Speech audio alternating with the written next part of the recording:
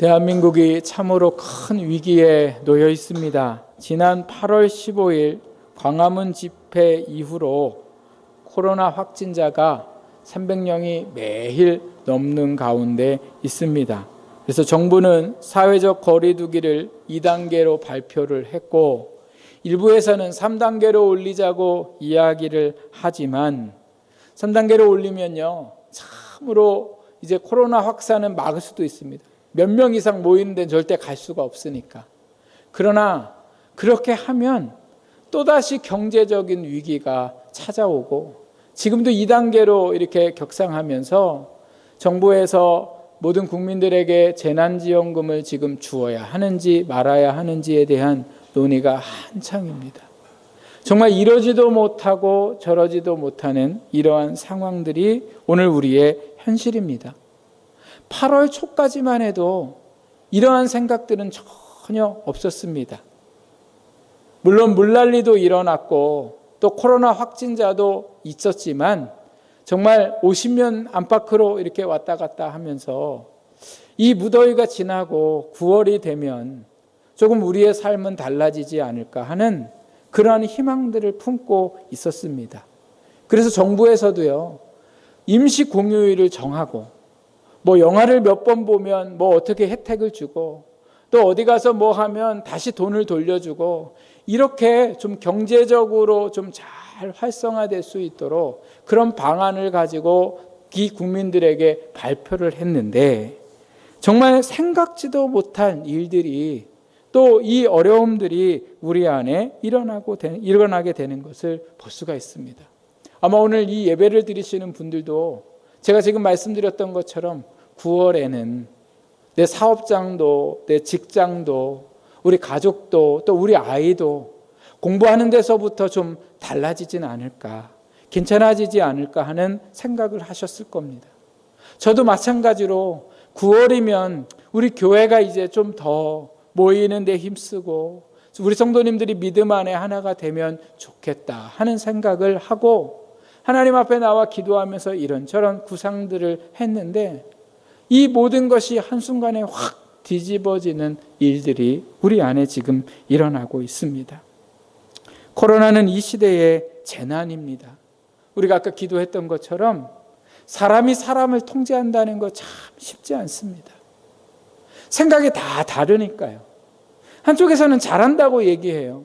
근데 한쪽에서는 내 마음에 안 드는 거예요. 그러니까 또 모여서 자기들의 의견들을 이야기하고, 이 위험한 가운데서도 불구하고 자꾸 모여서 어떻게 좀 하려고 하는 모습들이 우리의 모습입니다. 그러나 여러분, 이 재난 가운데에서도 오늘 우리는 그 삶 가운데에 믿음으로 살아가야 합니다. 우리의 인생은 늘 어려움이었습니다. 전체적으로 나라가 어려웠던 적도 많았고, 또 나라는 괜찮지만, 나라는 잘 흘러가는 것 같지만 개인적으로도 참으로 인생의 고비고비마다를 겪으면서 우리는 왔습니다.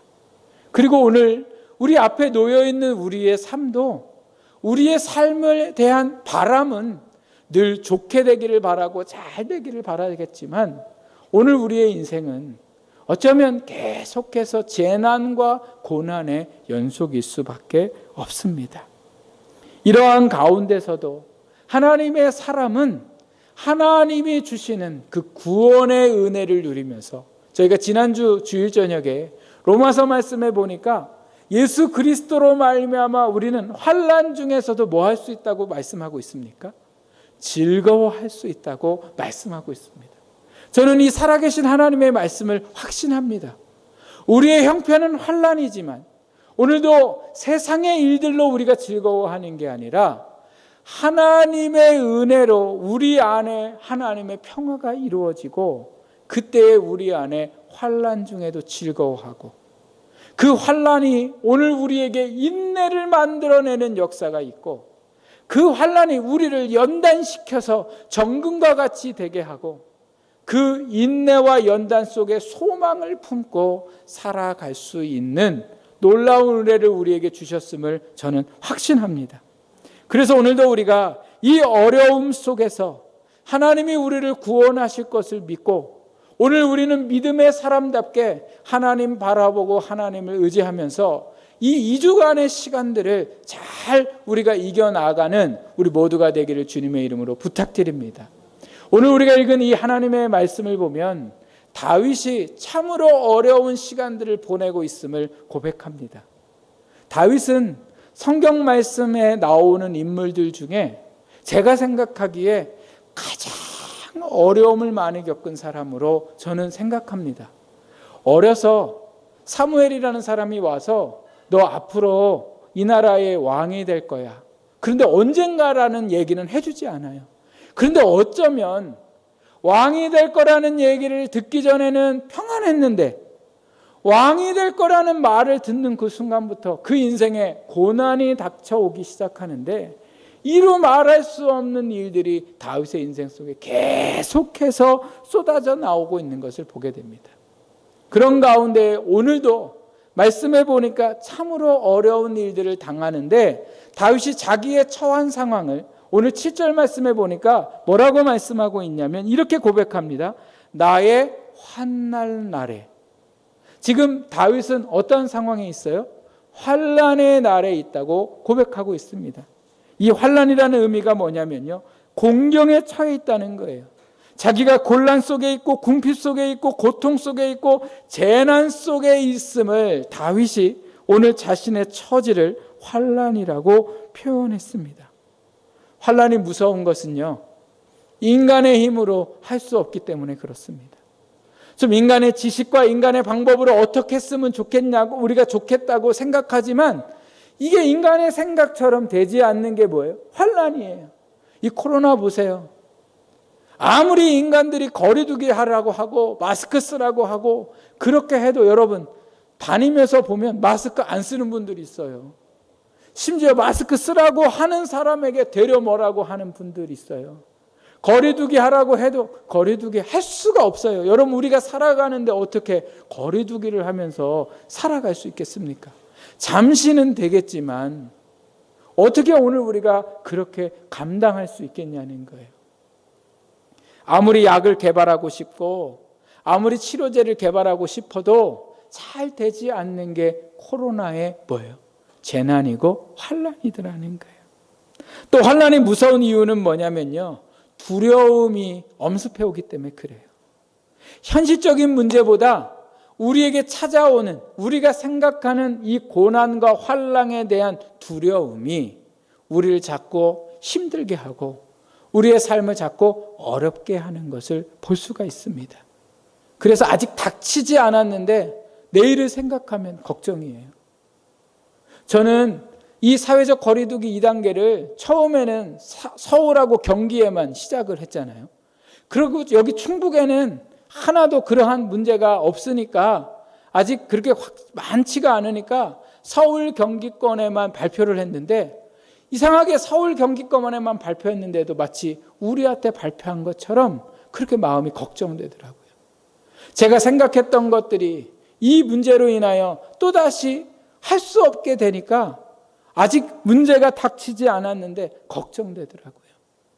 또 제가 성도님들을 생각하니까 너무 걱정인 거예요. 교회를 생각하니까 너무 걱정인 거예요. 아직 닥치지 않았는데 환난이 오니까 자꾸 걱정이 돼요. 그래서 이 환난이 재난인 이유, 어려운 이유는 뭐냐? 우리의 마음에 두려움과 염려를 주기 때문에 그렇습니다. 그러나 오늘 이 말씀이 제일 중요한 건 뭐냐? 하나님께서 이 환난 가운데 있다고 고백하는 다윗을 이 환난에서 건지셨더라는 겁니다. 그 건지신 역사가 처음에 무엇으로 나타나냐면 오늘 우리가 말씀을 끝까지 읽지는 않았지만 다윗이 환난 중에 뭐 하고 있어요? 찬양하고 있더라는 거예요. 아직 이 환난이 해결된 거는 아니에요. 그런데 다윗이 환난 중에 있는데 그 상황과 그 자리의 삶이 완전히 바뀌었습니다. 어떻게 해요? 하나님을 찬양할 수 있도록. 왜요? 하나님이 마음에 뭐 했기 때문에요? 구원에 대한 확신을 주시고 그 환난 가운데 건지실 것을 믿게 하시는 은혜를 주셨기 때문에 그런 거죠. 그리고 또 한 가지는요, 다윗이 하나님이 자신을 이 환난 가운데 구원하실 줄 믿었다는 거예요. 하나님은 다윗을 구원하셨고 다윗은 하나님이 그것을 구원하실 것을 믿었더라는 거예요. 여러분, 오늘도 우리가 살아가는 이 환난 속에, 이 어려움 속에 우리도 이 두 가지를 기억해야 됩니다. 한 가지는 뭐예요? 하나님이 이 환난 가운데 우리를 구원하실 것이고 오늘 우리는 그것을 뭐예요? 믿고 살아가는 거예요. 오늘 다윗이 환난 가운데 있었을 때에 그의 삶의 모습이 어떠했을까를 오늘 이 말씀을 보면 나오는데요. 다윗의 모습이 오늘 우리가 이 시대에 살아가야 할 모습임을 오늘 하나님은 이 말씀을 통해 우리에게 말씀하고 계십니다. 그러면 다윗은 어떻게 환난 가운데 살아갔을까? 우리는 어떻게 환난 가운데 살아가야 할까? 먼저 우리 1절 2절 말씀을 함께 보도록 하겠습니다. 1절 2절입니다. 여호와여, 나는 가난하고 궁핍하오니 주의 귀를 기울여 내게 응답하소서. 나는 경건하오니 내 영혼을 보존하소서. 내 주 하나님이여, 주를 의지하는 종을 구원하소서. 다윗이 환난 가운데에 어떻게 하고 있습니까? 하나님을 의지하고 있더라는 거예요. 다윗이 처해 있는 환난이 뭐예요? 가난하고 궁핍하오니 이렇게 고백하고 있어요. 다윗이 지금 가난하고 궁핍해요. 가난하고 궁핍하다는 것은 먹고 싶은데 먹지 못하고 무엇을 사야 하는데 사지 못하고 이러한 것도 가난하고 궁핍이지만 오늘 이 궁핍 안에, 가난 안에는 뭐냐면 자기를 위협당하는 것으로부터 도와줄 사람이 없다는 거예요. 자기를 이 위협으로부터 구원할 사람이 없다는 거예요. 그래서 자기는 지금 궁핍하고 지금 가난하다는 거예요. 문제가 없을 때에는 많은 사람들이 주변에 있는 것 같아요. 도와줄 사람이 여기도 있고 저기도 있는 것 같아요. 그러나 문제가 생기면 도와줄 사람이 없습니다. 또 자기를 도와줄 사람이 없을 것 같이 느껴지는 게 오늘 우리의 인생입니다. 다윗도 마찬가지예요. 다윗이 골리앗과 처음 싸워서 이겼을 때에는요, 모든 나라의 여인들이 노래를 지어서 불렀는데 누가 부르라고 시킨 것도 아니에요. 어떤 노래가 불려졌냐면요, 다윗은 만만이요 사울은 천천이라, 이렇게 얘기해요. 다윗은 10,000명을 죽일 수 있고 상대할 수 있는 사람이고 사울 왕은 1,000명밖에 못하다는 거예요. 그러니까 사울보다 누가 더 낫다는 거예요? 다윗이 더 낫다는 거예요. 이랬을 때 수많은 사람들이 다윗 주변에 머물렀어요. 그런데 사울 왕이 이 소리를 듣고 그때부터 다윗을 시기해요. 오늘날로 얘기하자면요, 여론몰이를 해요. 다윗은 역적이고 자기를 음해하려고 하고, 그래서 다윗이요 완전히 그 나라에서 못된 사람이 돼요. 전승에 의하면 무슨 얘기가 나오냐면 이런 얘기가 나와요. 아이가 엄마 말을 듣지 않았을 때에 엄마가 그 아이에게 뭐라고 얘기하냐면, 너 이렇게 말 안 들으면 다윗처럼 된다. 여러분, 그 시대에 얼마나 다윗을 사울이 모든 언론과 모든 매체를 통해서 나쁘게 여론을 형성해 갔는지, 다윗이 어디 발붙일 데가 없을 정도로 그렇게 했더라는 거예요. 그리고 매일 사람들로부터 죽임을 당하는 그러한 위협을 당할 때에 다윗이 한 게 뭐예요? 하나님을 의지했습니다. 의지했다는 게 뭡니까? 도와주시기를 하나님 앞에 기도했더라는 거예요. 그래서 1절 끝에 보면요, 주의 귀를 기울여 내게 응답하소서. 나는 가난하고 궁핍합니다. 나를 도와줄 사람이 없습니다. 그러니 주님, 저에게 귀를 기울여 주시고 제가 주님을 위해 주님 앞에 기도하는 그 모든 것들 속에 저를 구원하여 주옵소서. 그러면서 2절에 보니까요, 뭐라고 고백하고 있습니까? 내 영혼을 보존하소서, 이렇게 얘기해요. 제가 아까도 말씀드렸지만 환난 가운데 거하면 마음이부터 문제예요. 마음이 낙심되고 마음의 용기가 사라지고 모든 것을 포기하게 돼요. 그래서 지금 다윗이 뭐예요? 자기 영혼을 보호해달라는 거예요. 하나님을 원망하게 되고 어떻게 하나님 나한테 이럴 수 있어요? 불평하게 되고 사람 불평하게 되고 문제가 생기면 제일 먼저 마음부터 병들게 돼요. 영혼이 병들게 돼요. 그래서 다윗은 지금 하나님을 의지하고 있는 거예요. 하나님, 내가 이 환난 가운데 내 마음이 무너지지 않게 하시고 내 영이 삐뚤어지지 않게 하시고 내 영혼을 보호하여 주옵소서. 내 마음을 좀 보호하여 주옵소서. 그러면서 3절에 가보니까요, 다윗이 하나님을 의지하며 하나님 앞에 기도하는데 주여 내게 은혜를 베푸소서라고 고백하면서 뭐라고 고백하고 있습니까? 내가 종일 주께 뭐예요? 부르짖나이다, 이렇게 고백하고 있습니다. 다윗은 하나님을 새벽에만 의지한 게 아니에요. 잠잘 때만 의지한 게 아니에요. 어떻게 의지했어요? 종일 의지했다는 거예요. 왜 종일 의지해요? 종일 두려움이 찾아와서 그래요. 종일 외부로부터 계속해서 환난 가운데 있기 때문에 그런 거예요. 우리도 그렇지 않습니까? 주일날 예배 드리고 말씀을 드릴 때에는 믿음 가운데 살아갈 수 있고 하나님 말씀 가운데 우리가 평안하지만 이 예배가 끝나고 저 계단을 내려가면서부터 교회 문을 닫고 나가면서부터 여전히 우리 마음에 찾아오는 근심과 염려가 있지 않습니까? 새벽에도 있고 밤에도 있고.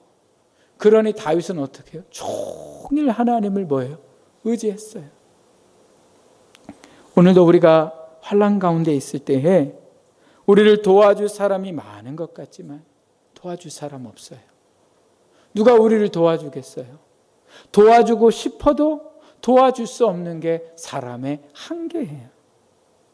오늘 겨우 코로나로 인해서 우리가 도움받는 건 뭐예요?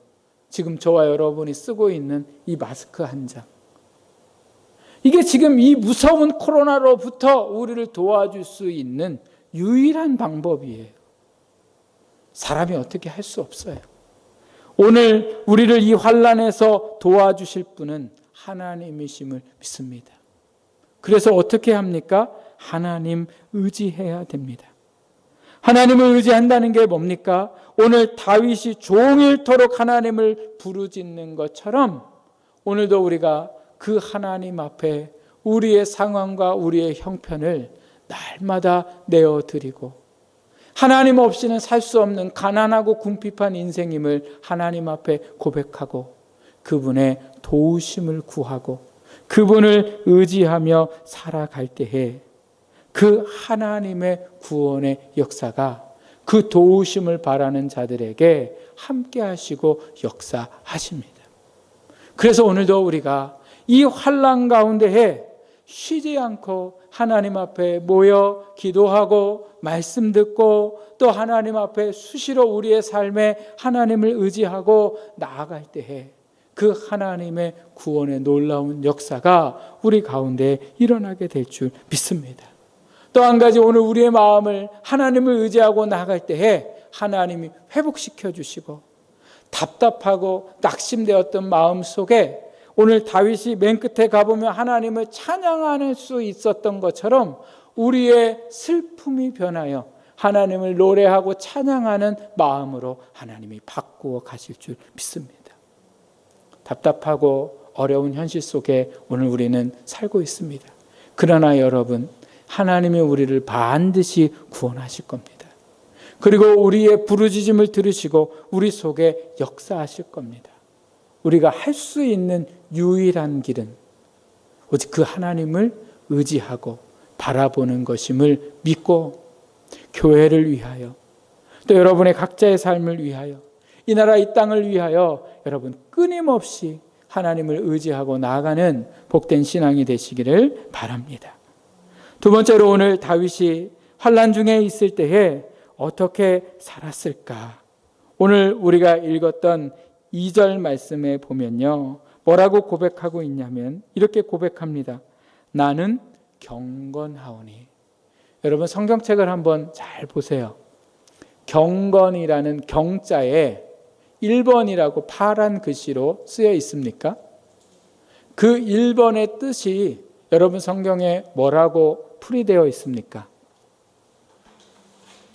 뭐라고 써 있어요? 네, 경건이라는 말은요, 무슨 말씀이에요? 주께서 은혜를 주신 자라는 걸 아는 게 경건이에요. 우리가 생각하는 경건, 보통 생각하는 경건, 말씀 읽고 기도하고 예배드리고 하나님의 뜻대로 세상에 나아가 사는 그 삶을 경건 생활이라 하는 거죠. 그런데 그 경건 생활에 가장 먼저 있어야 될 건 뭐냐면 주님이 나를 구원하셨음을 믿는 것. 이게 경건의 시작이에요. 다윗은 환난 가운데 있어서 하나님을 의지한 이유가 뭐예요? 자기를 하나님이 뭐 하셨음을 알았기 때문에 그래요? 구원하셨음을 알았기 때문에 그래요. 이 믿음이 있었어요. 하나님이 나를 선택하셨고 하나님이 나를 구원하셨다. 그게 오늘 뭐예요? 은혜를 주신 사람이다. 오늘 우리도 십자가의 사건을 통하여 하나님이 우리에게 은혜를 주셨죠. 그 은혜가 뭐예요? 구원이에요.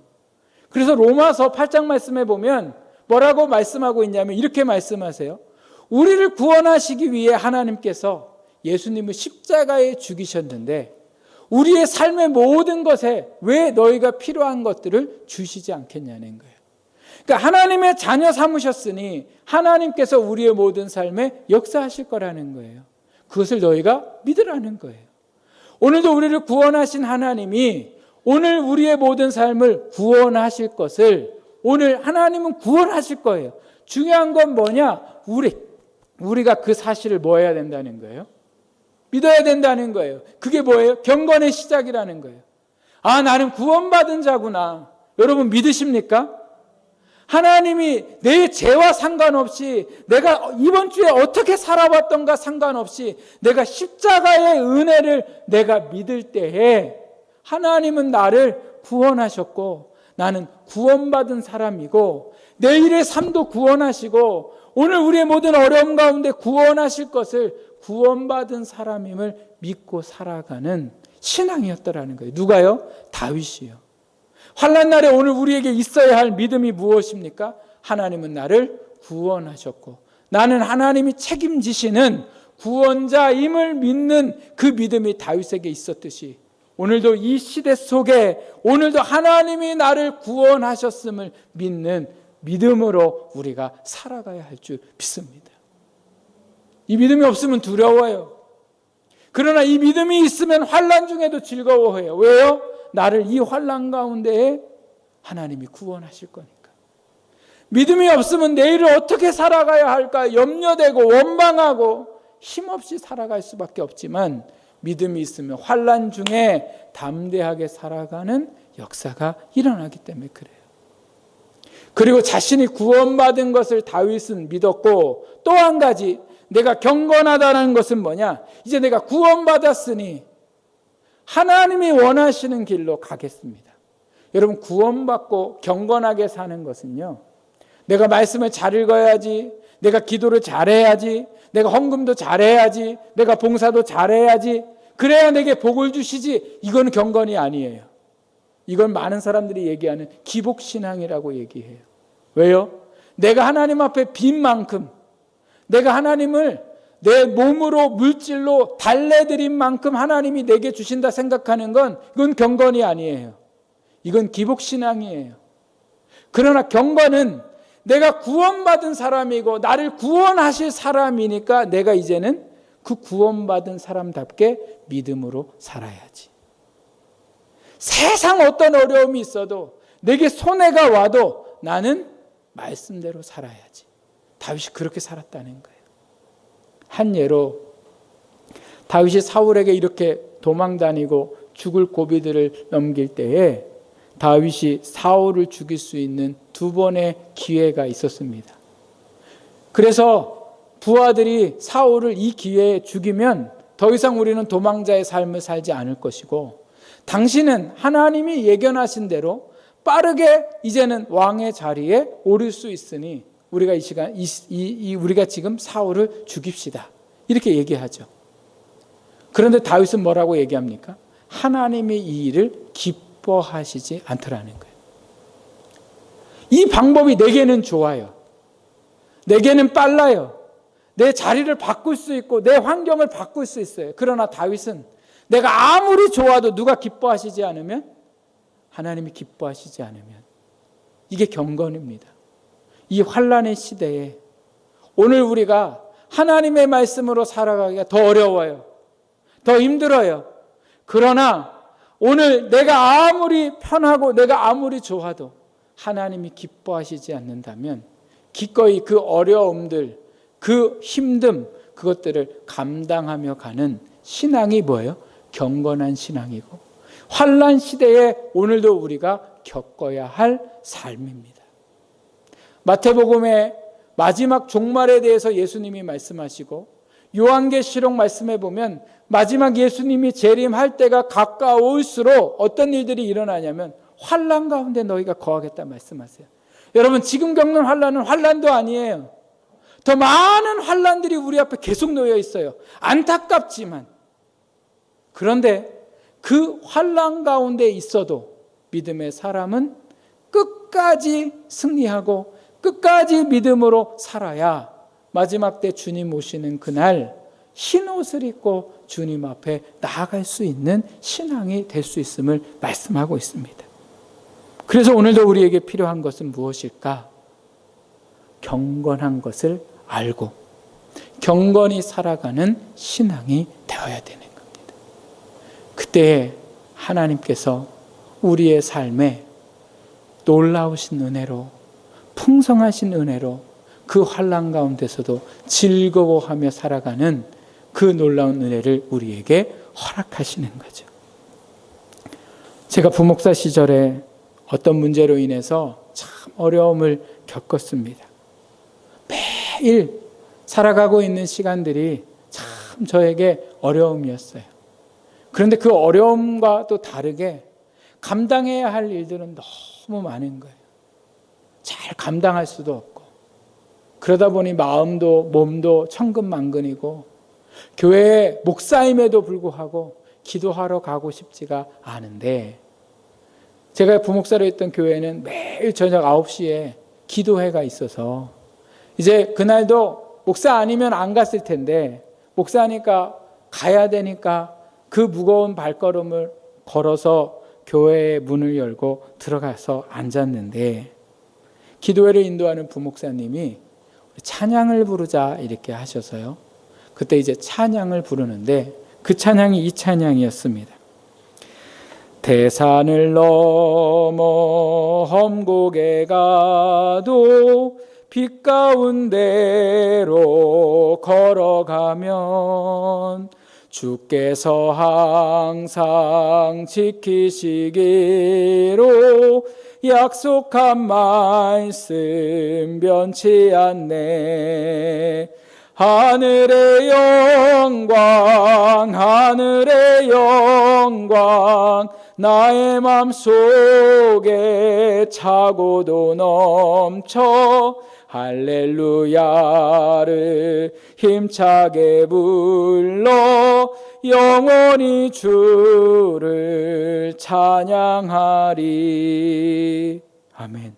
제가 이 찬양을 부르는데요, 제 마음의 모든 무거운 짐들이 한순간에 눅눅듯이 싹 사라지는 역사가 일어났어요. 왜요?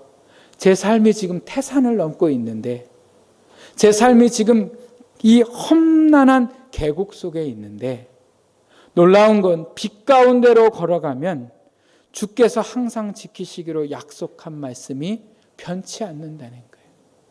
저는 이 태산 같은 문제와 험곡에 있는 것만 앞에 바라보고 답답해하고 힘들어했지, 내 안에 그 길에서 빛으로 인도하는 빛이 있다는 걸 새까맣게 잊어버렸어요. 그랬는데 그 찬양을 부르면서 태산이고 험곡이지만 제 앞에 뭐가 놓여 있음을 알게 됐냐면 빛이 있다는 걸 알게 됐어요. 그 빛이 뭐예요? 바로 하나님의 말씀이에요. 그 빛이 뭐예요? 하나님 앞에 나오는 예배의 길이고, 그 빛이 뭐예요? 하나님 앞에 기도하는 길이고, 그 빛이 뭐예요? 오늘 우리가 날마다 읽는 이 말씀이었다는 거예요. 이 경건의 삶을 걸어가면 주께서 항상 지키시기로 약속한 말씀이 뭐예요? 변치 않는다는 확신을 얻고 또 이 환난 가운데서 나를 구원하신다는 확신 가운데 거하게 된다는 거예요. 그러면 어떻게 된대요? 할렐루야를 힘차게 불러 영원히 주를 찬양한다는 거예요. 마음의 근심이 사라지고 슬픔이 사라지고 염려가 사라지고 하늘의 영광 이렇게 찬양하는 삶으로 바뀌더라는 거예요. 그런데 제가 그 찬양을 부르는 그 시간에 제가 그렇게 바뀌어졌더라는 거예요. 여전히 험곡에 있고 여전히 태산 같은 문제가 있지만 저는 바꿔지는 역사가 그 밤에 일어났습니다. 사랑하는 여러분, 지금 세상이 어렵습니다. 또 여러분에게 닥칠 문제도 어렵습니다. 저도 저에게 닥칠 목회자의 인생과 우리 교회의 여러 가지 문제가 어렵습니다. 그러나 오늘 우리가 태산 안에 있어도 험곡 가운데 있어도 빛 가운데로 걸어가면 주님이 우리를 지키시고 우리의 입에 찬양이 넘치게 하시고 우리의 삶에 소망이 넘치게 하실 줄 믿습니다. 이 한 주도 우리가 가야 할 길은 빛 가운데로 걸어가는 겁니다. 주님을 의지하고 주님을 바라보며 나아갈 때 성령께서 우리 안에 평안케 하시고 우리 안에 용기를 주시고 누군가를 위해 기도하고 그를 위해 애쓰고 살아갈 수 있는 넉넉함으로 살아가게 하시는 역사가 우리 가운데 일어나게 하실 줄 믿습니다. 기도하겠습니다.